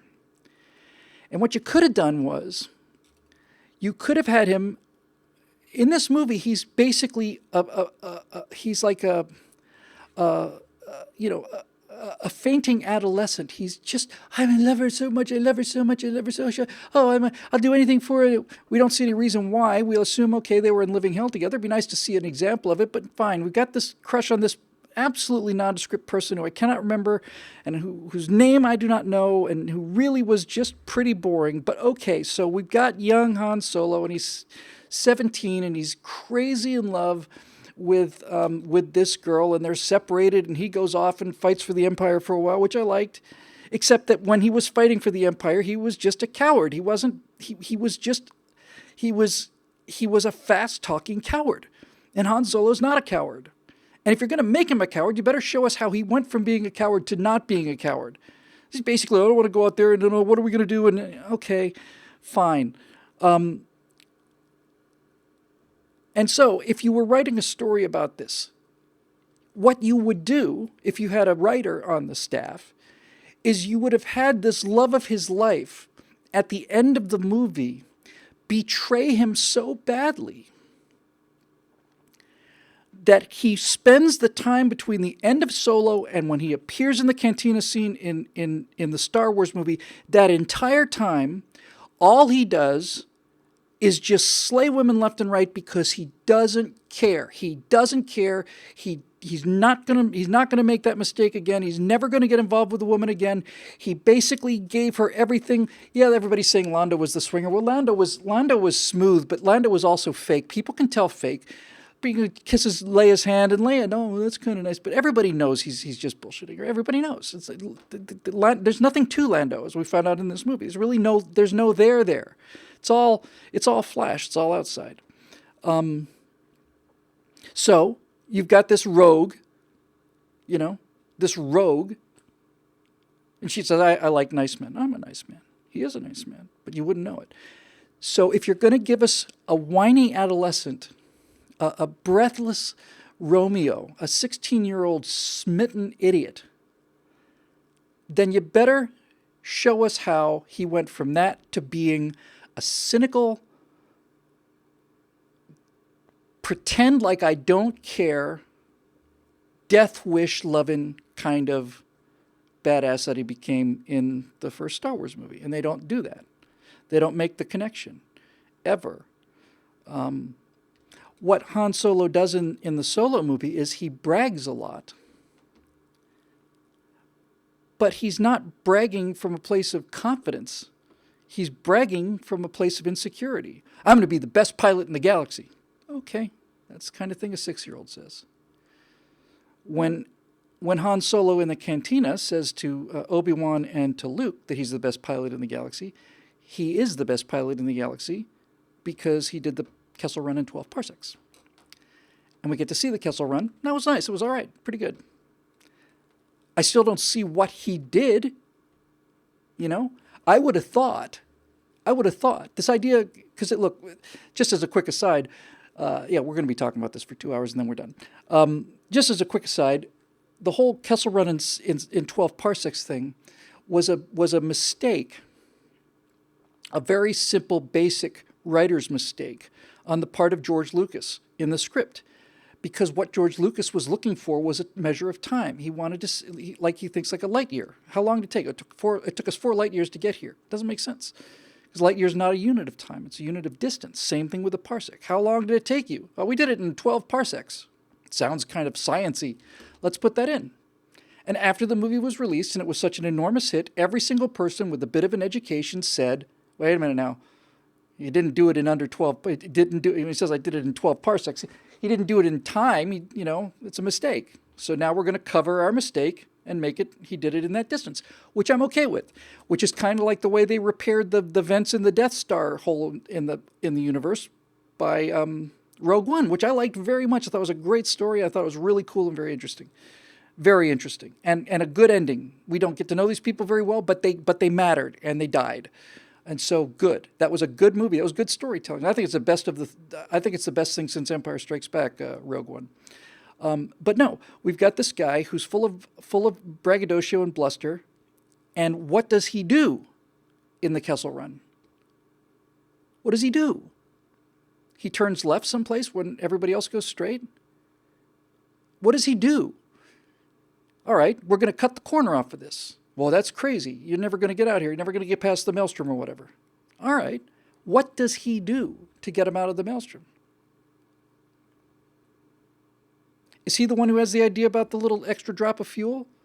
That's not piloting. That's engineering. If you're going to show us the Kessel Run, and you're going to tell the story of the greatest pilot in the galaxy, then doing the Kessel Run has to be connected with being the best pilot in the galaxy. In other words, the only reason he's the best pilot in the galaxy at the beginning of Star Wars is because he did the Kessel Run in 12 parsecs, and doing the Kessel Run in 12 parsecs should take unbelievable pilot skill. You see? It's not so hard. It's not so hard, really. If you're going to make the case for the greatest pilot in the galaxy, he has to have pilot skills. And he didn't have any pilot skills. We got caught in a gravitational well. Hey, I've never seen that before, really. Yeah. Oh, where she's at full power. We can't seem to escape the gravitational pull. Wow, how fresh. No kidding. If you've got that kind of budget and you want to make this adolescent into Han Solo, you got to break his heart. That's the first thing you have to do. And you have to show us exceptional ability. And we never got to see the exceptional ability. What he should have done should have been going through the asteroid field squared. He should have had to do the most unbelievable maneuvers imaginable and kept on going and being able to improvise and all the rest. What does he do? Oh, we're going to turn left here into the cloud. That's insane. Trust me, I got a good feeling about it. You'll never get past the maw. Oh, look, there's the maw. We're not going to get past the maw. We're stuck in the gravitational field. Give it full power. I'm already at full power. What are we going to do? I don't know. I guess it's over. Hey, I have an engineering idea. Don't we just happen to have a little extra fuel on board? Yes. Let's put that fuel into the engine and that'll help us escape the gravitational pull of the maw. Good idea. Let's do that. Would somebody please go and do this so that I can make my reputation as best pilot in the galaxy? Okay, thanks. Got it. Now I've put a little extra fuel into my engine, and now the Falcon gets out of there. And by the way, when the Falcon came roaring out of there and had that little shockwave, it was great. Okay, well, now you've done it. What have you done? I got us in a gravitational field that was going to kill us all, and it's only the sheer luck of us having this extra fuel on board because it wasn't part of the plan. I didn't plan it this way. That would have been something a good pilot would have done. But since he didn't plan it, it was an accident. So he's the best pilot in the galaxy because of an accident. Because of dumb luck. Lazy. Lazy, lazy, lazy, lazy, lazy, lazy. Lazy, lazy, lazy, lazy, lazy. Lazy. And they just, you know, what do you say? What do you say? I don't know. A lot of people think it's greed. I'm sure a lot of it's greed. Yeah, it's from the movie, but it's worse than greed. It's indifference. And and if it's greed, it sure is stupid greed. A well done, George. Well done. George wins the internet for today. What Han Solo should have done to be the best pilot in the galaxy, George got it, is he should have reconfigured the deflector dish to fire a trider-pionic induction pulse at the anomaly, and that would have destroyed it. You see, we're going to reverse the polarity of the positronic force fields, which protect the ship, and by channeling through the ion diodes, we'll be able to create an anti-phase matter field that will expand through the space-time continuum, canceling out the vibration specifically with anti-gravity gravitrons that will then allow for a brief moment a quantum hole to appear in the universe that we will then be able to shift our way through using entanglement. And if everything goes just right, we'll get out of this mess. Okay, then. Okay. So. There you go. If it's greedy, it sure is stupid greedy. Because if you gave it to the fans, you have to give it to me. I'm not a huge Star Wars fan. I could have made that whole thing work. I'm just a basic, it's just basic writing. If you'd wanted to save Star Wars, you'd give it to Plinkett. You'd give it to him. Let him write it. Let him direct it too, probably. Give it to a fan and give it to a smart fan. Not a fan who knows everything about the Star Wars universe, because that's not what Plinkett is. Give it to a fan who loves Star Wars, who knows how to tell a story. Knows how to tell a story. That's what you should do. But they didn't. And it's done. Right? It's done. It's gone. Rollo Thomas says, can you imagine a sports franchise telling the fans they don't need them? I can, actually, Rollo. I can imagine a group of people, let's say, who are dedicated Americans and patriotic Americans, and most of them like football. It's the all-American sport, and they like to get together on the weekends with their big cars and tailgate and stuff and have fun and get drunk and shout around and slap each other on the back and sing the national anthem at the beginning of every game. And then I can imagine a sporting franchise basically saying, well, we're not going to make a decision based on the people that come to see our football games. We're going to make a decision that's going to make progressives in San Francisco happy, people who not only have never been to a football game, but who despise the whole idea of football. Those are the people we're going to appeal to. That's what it would look like if it happened to a sports franchise. You would say, no, we're not going to fire these people for kneeling at a sporting event. They've got a perfect right to kneel at a sporting event. They do, but you don't understand really the difference between the government and the private sector, do you? Because Colin Kaepernick has a perfect right to kneel during the national anthem. And as long as the government is not preventing Colin Kaepernick from kneeling during the national anthem, no one is taking away his free speech. But when Colin Kaepernick refused to kneel for the national anthem, whether the point that he's kneeling over is good or not, and in this particular case, with 4% of the total black homicides of being killed by policemen under any circumstances whatsoever, he's not only slapping America in the face, he's slapping America in the face over something that doesn't exist. So the NFL had to make a decision, and the decision they made was, all right, we'll just continue this. Okay. Because, God knows there's not anybody who wants to play professional football out there. And if you have to fire 15, 20 guys, just you don't just fire them off the bat. Say, you now get to make a choice. Do you want to play football for the NFL, or do you want to take a knee during the national anthem, which is your constitutional right, and you have every right to do. And if you want to do it outside the stadium, outside of our uniform, then you go right ahead. Knock yourself out. Knock yourself out. But we're not going to destroy our entire fan base because of your temper tantrum. I'm sorry if you don't feel like standing for the national anthem. Everybody stands for the national anthem. And if the idea of this country is so repulsive to you that you simply can't agree to stand on and have a football game over it, then maybe you should be making $20 million in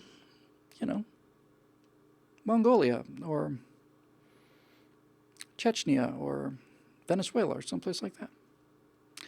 So that's what it looks like when you say F you to your fans. And there's a lot of that going around, which is why I'm beginning to think more and more that the progressive movement is going to destroy itself, that the more talking they do, I get the sense that there's a real backlash, a real, like a rumbling in the ground of people who've just had enough of this nonsense, just had enough. But I think the biggest point of all this whole ranting and raving is if progressivism and social justice warriors and all the rest of this leftism can destroy Star Wars, and did, and continues to, then I think the balance of the culture is finally tilted in our direction. In other words, if something as powerful and as pure and as good and as moving as Star Wars can be destroyed by progressivism, and it has been, then I think people have had enough of progressivism.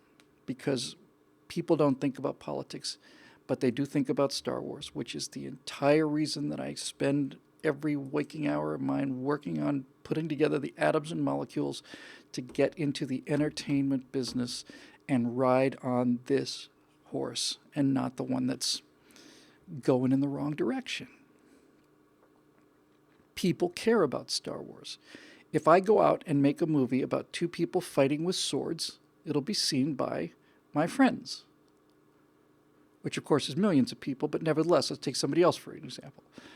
It'll be seen by your friends. So it'll be seen by several thousand people, let's say. But if you go out there and make a scene about sword fights and you call it Star Wars, A New Padawan, now it's going to be seen by tens of thousands, hundreds of thousands, millions of people, not because they're there to see your stupid sword fight, but they're because it's Star Wars and they like Star Wars. And maybe they'll get some good Star Wars. And maybe you'll make good Star Wars. There is a Han Solo prequel on the web that's not bad. It's not great, but it's not bad. And he's much better than this clown. And again, just for fun, look up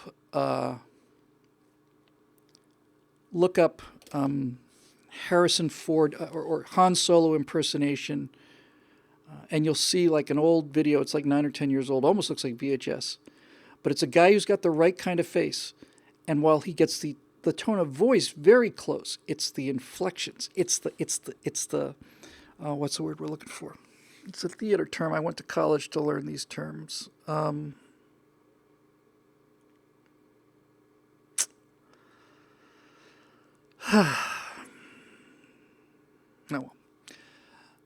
It's not just that he sounds like him. His mannerisms, his essence is there. He looks like the kind of guy that's going to get to be Han Solo. Just so we're clear, I wasn't expecting in the Han Solo movie for this guy to start out as Han Solo, but I expected him to start out as somebody who could become Han Solo, and he wasn't that. And he didn't really become Han Solo, but in a couple of moments. So it's bigger than cadence or swagger. It's an essence. It's a kind of a core of a person's character. I've forgotten the term now. It'll come to me when I don't need it. But again, you can start off Solo by making him a swaggering loudmouth. Oh, thanks. Steve Darrow just posted it. He said this one. I don't know. I'm going to click the link. This will probably destroy everything. I'm just curious to see. I'm just going to glance at it. Yeah, that's it. If you're watching the show live, the link is there, and I'll put it into the YouTube posting. Because this guy, I really cannot recommend it highly enough. Just click the link here if you're watching this live now, and if you're not, I'll put it up on YouTube. And just look at 10 seconds of that, 10 seconds of it, and you'll see this is what you should have done, you idiots. Look at him.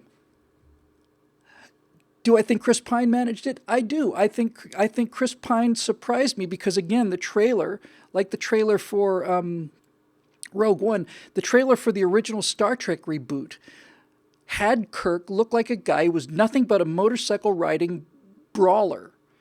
And they tried to paint him as this rebel. They showed him as a little kid driving the car. You know, it's like, okay, I know what it's going to be. He turned out to be great. I thought Chris Pine is a great Kirk, and Chris Pine is a great Kirk because Chris Pine and the character of Captain Kirk in the Kelvin timeline makes big mistakes and pays a big price. When he loses the Enterprise in Into Darkness, when he loses the command of his ship, I believed that this was the worst thing that ever happened to him or could happen to him. I believed it. And by the way, I still have not seen the final of the Star Trek movies because it was directed by the director of Fast and Furious, and it was basically Fast and Furious on dilithium crystals. It was a motorcycle chase movie. I'm not interested in it. I don't care.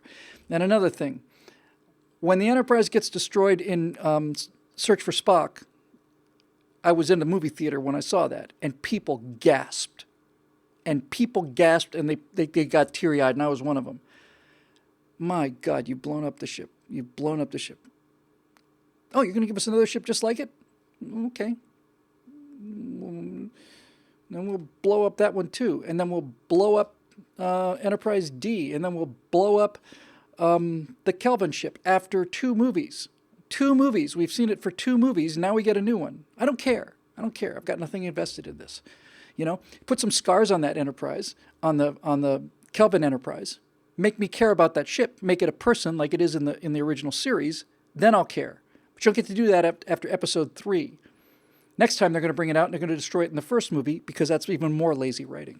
Lazy, lazy, lazy, lazy, lazy, lazy, lazy, lazy. But not bad writing. And if you look at the first of that Star Trek reboot, that mini movie with, what's his name? Thor. That's right in front of my, I know this guy.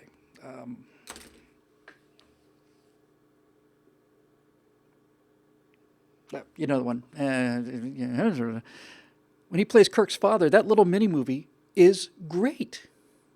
It's great. And I care. I don't know why. Good acting and decent writing. But I cared about him giving his life for that. Chris Helmsworth, thanks. I really did. I cared. So, anyway. You know, people will go a long way with you, and it's got nothing to do with Star Wars even or Star Trek, so much as with movies. There is, I'm sure you've all heard the term, but when you think about it, it is really astonishing. It's the willful suspension of disbelief. And you will, when you're willing to do that, you can get away with a lot. In other words, you're sitting in a movie theater in the summer, in the afternoon, in California, and it's 100 degrees and burning daylight outside, but you're sitting in a room, and you're looking at Dracula, and you're in a castle, and it's the 1400s, and he comes out of there, and you jump. You jump because you're there. You're in the movie. You have willingly suspended your disbelief, and you don't live in the theater anymore. Now you live inside the frame, which is why the greatest crime that a writer can commit is to pull you out of the movie. When you say somebody pulled me out of the movie, they did something that took me out of Transylvania 1400 and brought me back to Sherman Oaks 2018. I don't want to be here for this next hour. I want to be there.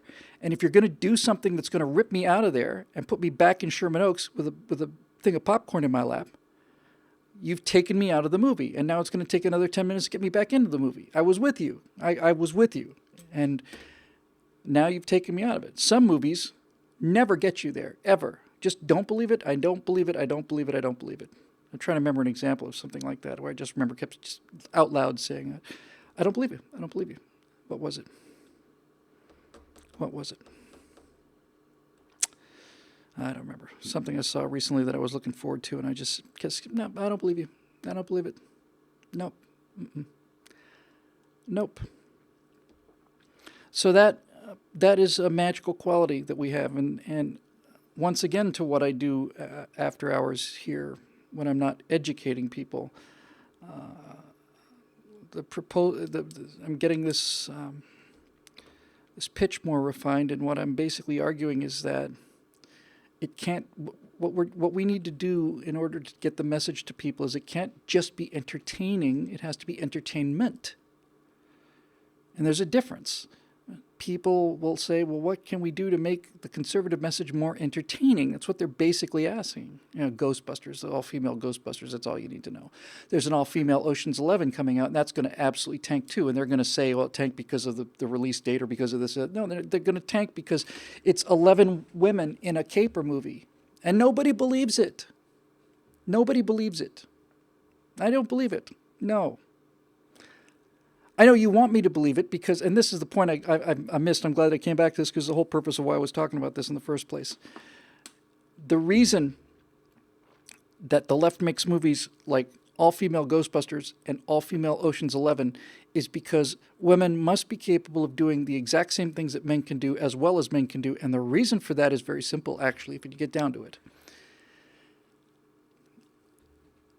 If you have to believe as a progressive, you have to believe that if you start early enough on somebody, you can make them believe what you want them to believe. Because ultimately, progressivism is about the idea that something will be true if you believe in it hard enough. It doesn't matter. It doesn't matter what the reality of the situation is. If you believe in it hard enough and you work at it hard enough and you indoctrinate people early enough, you will find a way to change human nature. And this is their core belief. And that's why they have to drum it into our heads all the time. All the time. The reason Scarlett Johansson, with no superpowers, can beat up a guy who's 4 times her body weight, who's a professional fighter, is because, well, she had all this training. And that training allows her to beat up a guy who's 4 times her size. Well, he had training too. But we want women to be able to fight as well as men. Well, as a general rule, they don't. As a general rule, they don't. Which is why we have female boxing and female basketball. Because men are faster and stronger than women are. And that's unacceptable to them. And it's not just about the feminism. It's about the entire theory of progressivism. Right? If it turns out that no matter how much you put STEM in front of women's noses, and no matter how much you glorify women warriors, and no matter how much you basically denigrate engineering and toxic masculinity, no matter how much of that you do, you are not going to get as many women warriors or engineers as you're going to get male engineers or warriors. It's not because women can't handle it. It's because, as a general rule, they are not inclined to it as an aptitude. It doesn't say they can't do it. I want to be crystal clear on this. There's some extraordinarily good engineers and fighter pilots and all the rest that are women. But as a general rule, they don't incline towards it. And that means that parts of human nature are unchangeable. That means that there are fundamental wiring in the human body that exists in a certain way. And it cannot be removed by education or by indoctrination or by shame or anything else. It's built into the human condition. And this is why they're progressives. They believe that socialism will work because they believe that if you tell everybody that they must share, then they will share. They believe that if you educate people and indoctrinate them and start them early enough, they will no longer care about their self-interest as much as they care about the interest of the collective. And when it doesn't happen, it's because they haven't tried hard enough or they didn't do it right. They didn't do it right. Never done it right. Communism not been done once right. Let's try it again. It doesn't work. It doesn't work because it's inhuman. It's anti-human. And no matter how much you want it to work, it doesn't work. And the fact that you're ready to kill people to make it work is a sign of your diseased ego and intellect. It's a sign of the diseased mental state that you live in, where you have to have something that you believe to be true be true. And the fact that it's true or not has no relevance on it as far as you're concerned. If it turns out that men are stronger than women and faster than women and make better warriors than women, if that's true, then what other irreducible human qualities are there? And if it turns out that there are irreducible human inclinations towards crime, murder, rape, arson, all of that, then it doesn't matter whether we throw AR-15s into a volcano or not, does it? Because murder's still going to be murder, and there's still going to be murderers. And everything they believe in is wrong. And it is wrong. It's all tied together, you see. Their gun control argument about throwing a certain type of rifle with a certain type of features into a volcano and making it disappear will stop murder is the same as the belief that in the real world, Scarlett Johansson can beat the daylights out of a 200-pound mixed martial arts guy. They're the same fantasy. It's the same magical thinking. They're exactly the same thing. I believe this, so it must be true, and I believe that, so it must be true. And if you're going to show me that this isn't true, then that means that's probably not true either, and my entire worldview falls apart. And the most brutal example of this, and I say it's brutal because it is not a position I want to particularly take. I don't like the way this sounds, but here it is. There is virtually every high school in America, virtually every one of them, has at least one and probably several 15 or 16-year-old boys who are faster than the fastest woman that ever lived. They run the 100-meter dash faster than FloJo. They beat the women's world record in high school on a daily basis. So this is one of those things like the way the rafts are moving from Cuba to Florida, not the other way around. This is one of those things that simply ends the argument. It ends the argument, which is why you can't talk about these things. You know? It ends the argument. The reason they have women's categories in the Olympics is that with a few exceptions, if they didn't, there would be no women in the Olympics. There wouldn't be any. So Simon says, women you shoot with. My wife is a much better shot than I am. And that's one of those cases where it's completely independent of your gender. Absolutely. And in things like that, and being a fighter pilot is not something that requires physical strength. There's nothing about being a fighter pilot that's dependent on your biology, male or female, in terms of your physical state. It's been shown that women have a much better perception of things like emotional states. They have a much better perception of people's inner feelings, what they're thinking about, and so on. My wife doesn't forget anything, and she doesn't miss anything, ever. Nothing gets past her. Everything gets past me. But men have a far better sense, as a general rule. The part of their brain that in women is dedicated to things like interpersonal relationships and that kind of nuance, in a male goes into things like 3D visualization. I can look at a map. I can look at any map anywhere. I can put myself anywhere on that map, and I can imagine what the map would look like from any position, upside down, left, down, up. It doesn't matter. I just deal with it, wrap it around in my head in 3 dimensions. Simple, because that's what we're good at. That's what we do. And Simon says fighter pilot is aggressiveness. That's exactly right. That's all it is. No offense, Foghorn, but it's true. There are many different kinds of combat, and the kind of person who makes an excellent fighter pilot would make the worst submarine commander in the world. And I ought to know because I've done both of these sims. I played a lot of sims, both of them. I played sub-sims, and I've played a lot of flight sims. And aggression is survival in air-to-air combat, but in submarine combat, it's patience and stealth and guile that wins. And the fighter pilot personality always goes zipping towards the enemy just as fast as you can, torpedoes blazing, and that's how you get killed in a submarine. But in a fighter airplane, you have to be aggressive. And the reason you have to be aggressive in a fighter airplane, and I'm only telling you this because Foghorn doesn't have a show and I do, is because when you're in the presence of the enemy, you're in one of two states. You're either engaged offensive or you're engaged defensive. That's it. When you're in the presence of enemy aircraft, you're one or the other. It's not like, well, we're not fighting and we're not. No, you're either trying to kill somebody or somebody's trying to kill you. And up until very recently, anyway, we'll just say for the sake of the argument, throughout the entire history of aerial combat, the difference between being on offense and being on defense is where are you in relation to your enemy. As a general rule now, if you're behind the guy, you're on offense and he's on defense. If he's behind you, you're on defense, he's on offense. That's how it works.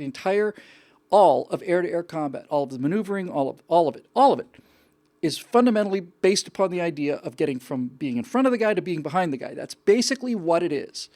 How can I get from being in front of this guy to being behind this guy? That's air-to-air combat. And that's why aggressiveness is the quality that is most prized, because the animal-like instinct to try and outturn the guy is overwhelming. And I know this from playing Star Citizen, because I'm a pretty good pilot in Star Citizen. I would say that of any 100 pilots in Star Citizen, I would say I'm certainly in the top 20. And I might be number 90 or 91, maybe. I'm certainly 80 and above. I'm pretty sure I'm 85. I might be 90 or 91, but I'm no higher than that. And the people that are the top of the pyramid are people who are so, mostly because they're so young, they're so maneuverable that I can't hit them. But I know from experience that when I run into one of these guys, and in something like in Star Citizen and arena combat, it's just you guys just keep shooting each other. When you die, you respawn, and when he dies, he respawns. So it's just back and forth like jousting, head to head with the same guy again and again and again. And I will, within 2 or 3 of these brief matches, know whether I'm better than this guy or he's better than me. And I repeatedly run into people who are far better than me. And I always turn into them. Always. I will always turn into a fight with them. And I know I'm going to lose this fight. Except the part of me that is in charge doesn't believe it. The part of me that's in charge says, not this time. Not this time. This time you're going to outturn this guy. You're going to get inside this guy and you're going to blow him to pieces. I'm going to blow that son of a bitch out of the water. And I don't care what happens to me. And I keep getting into fights that I can't win. And it's virtually impossible for me to break this habit. Virtually impossible. Which is why, again, movie writing is so lazy. Because in film, fighter pilots are portrayed as a bunch of devil may care. I'm going to buzz. Permission to buzz the tower. Decline denied. The pattern is full. I'm going to do it anyway. F you. No. It's the precise opposite of that. It's the exact opposite of that. It's the opposite of that. It's not lack of discipline. It's disciplining your aggressive emotions to the point where you can stay alive long enough to actually shoot some guys down and do some good for your country. I will constantly, repeatedly, endlessly try to outturn people that are better pilots than me because of my aggressiveness, and I haven't had the training to temper that and make it clear to me, to the reptile, that this is not the way to win this fight. I know it's not the way to win the fight. I see it every single time I go in there. I see it again and again and again. And my wife will testify. She'll be in there working on her photography, doing something useful, and out of the back room, God damn it, cursing and it's a son of a bitch. Are you okay? I'm fine. Some 12-year-old has just blown me out of the water, and now I have to fight them again. And I have to fight them again. I don't want to even. I have to go and fight them again. And I will keep fighting them until I kill them at least once, and then I can at least retire and retreat in some sense of something. But it's very, very, very, very powerful. Very, very, very, very powerful for some people. Some people don't have that. They don't. It's just not like that. But for me it is. It's personal. And I take it personally. And a couple times in the game, since we're just goofing off here, in the Star Citizen game, in the wider game out in the world, sometimes, because in the head-to-head combat, I don't get this feeling. I meet people who either I am better than or they're better than me. Sometimes, a good match, I might win 9 and somebody will win 4, something like that. Or sometimes I'll win 1 and they'll win 12. But out in the so-called universe, every now and then I'll be minding my own business. doing something. I'm just minding my own business. And somebody is going to just suddenly start attacking me. And I know this kid's probably 12 or 14 because adults don't just do this. And I'll be flying along, and all of a sudden this guy will be flying next to me and he'll be doing all these rolls and all these loops trying to get my attention. I just keep on going. And then the guy opens fire on me. This has happened to me probably 4 or 5 times now. He thinks I'm just a civilian, flying around. Hey, come on. And so finally he'll actually fire on me. And then within 3 seconds, I'll turn inside this guy and turn him into a fireball. And I've just pretended to destroy a 12-year-old that I've never met in my life. And I cannot tell you how good that feels. I can't tell you the satisfaction of that, of having somebody mess with your hair, basically, and just keep poking you on the shoulder, and then just being able to turn around and punch somebody in the face and knock them out unconscious. It's the best feeling in the world. In the world. I just love it so. This is the thing about this game and about games in general, and why so many millennials are playing these games, because you get to do things like this in a world where you're not being beaten up for it. I was minding my own business. I'm very trusting. I'm far too trusting. My wife will tell you about this. I'm far too trusting and naive about things. And so in this game, when you're playing against other humans, there are areas where they've got an armistice zone where somehow they've magically disarmed all the weapons, because otherwise people just be blowing you up when you appeared. It's probably wise. But some of these places are outside of this armistice zone. So I'll land and I'll go to this little habitat someplace, and I'm going to go in there, and weapons are hot, and I'll see somebody else there, and I'll think I should probably draw my gun. And then I think, but if I draw my gun, it's going to look like I'm looking for a fight. So I won't. So I don't. So I just walk into the building, and then some kid shoots me dead. And I get that kid's name.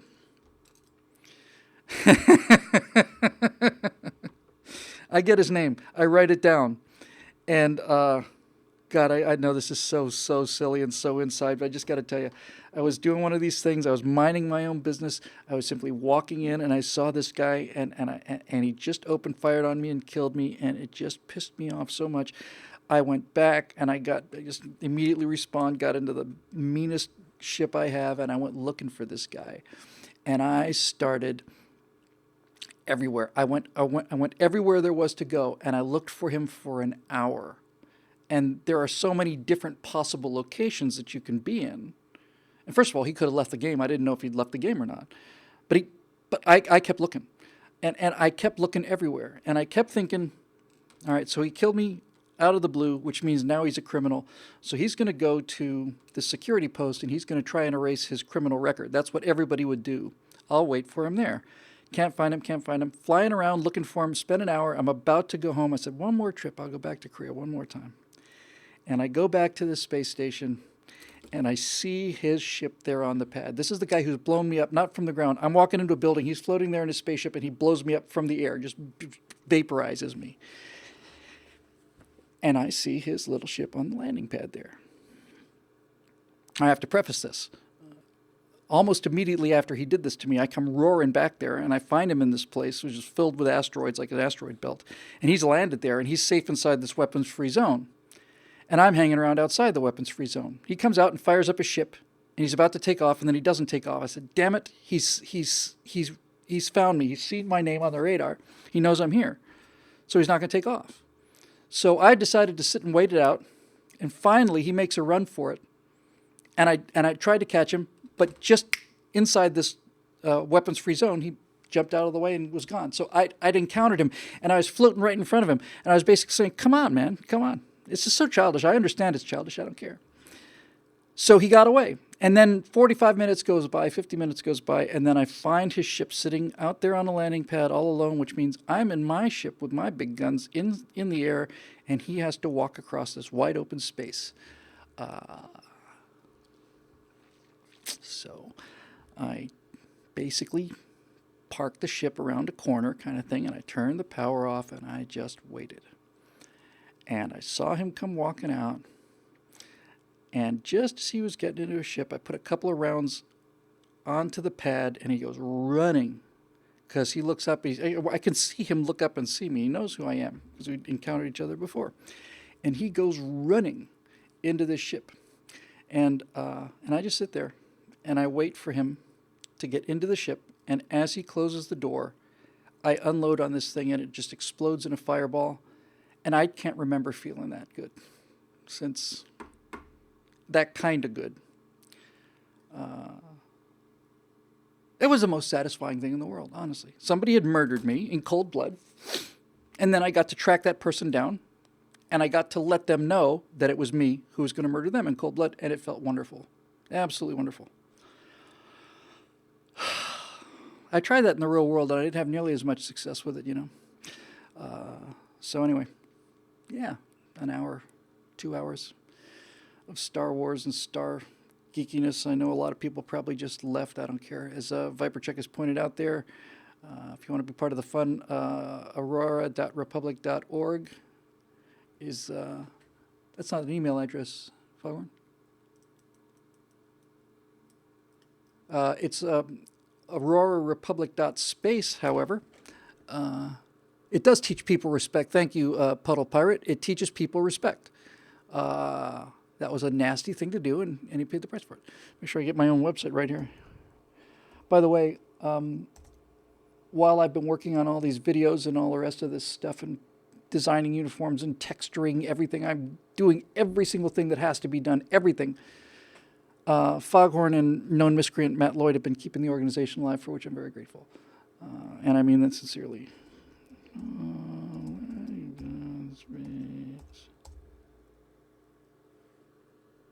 Hey, there you go.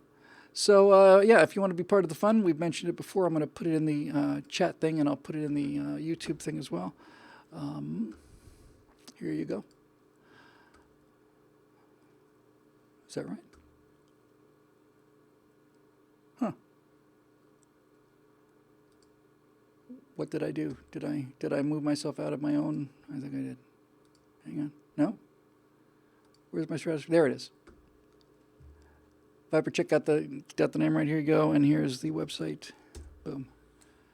And the great thing about this is we've set up our own government and our own little society. And if you don't want to play the game, you actually don't have to. You can be the Secretary of Transportation, or we don't have a Secretary of Transportation, thank God. That was one of the departments we figured we didn't need. But there's plenty of fun things there, and it's all written in characters, really fun. And if you want to be a part, you can email aurora.republic.org@gmail.com. All right. Where is known miscreant Matt Lloyd, by the way? I have not seen his face in here. So anyway, if you are a fully grown adult and you want to, start acting like a teenager like the rest of us, well, we're certainly happy to have you. All right, now's the time where I have to figure out how to turn off all three of these buttons, and I have to do it in the right order. So the first thing I'm going to do is say goodbye to our YouTube fans, which is where most people see the show. This program is made possible by the paying members of BillWhittle.com, to whom I am eternally grateful.